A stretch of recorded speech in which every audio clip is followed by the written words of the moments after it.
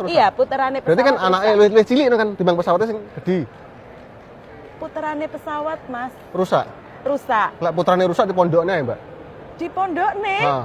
Mas, puterane pesawat rusak, makanya ndak bisa turun. Oh, lah iya putrane rusak. Di pondok nih berarti.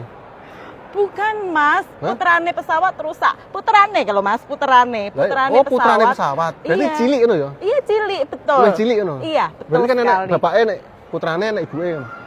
Mas, puterane pesawat ndak ada orang tuanya, Mas. Puterane pesawat. Lah iya. Penggeraknya pesawat, Kan Mas. putrane kan.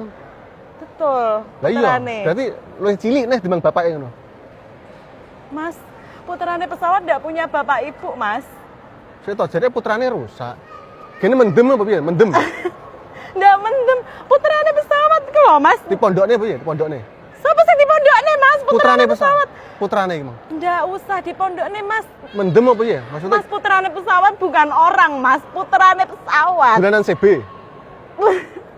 Piye maksudnya piye? Mas sampean ngerti puterane pesawat ndak? Roh, luwih cilik kan. Lek bapake kan gede.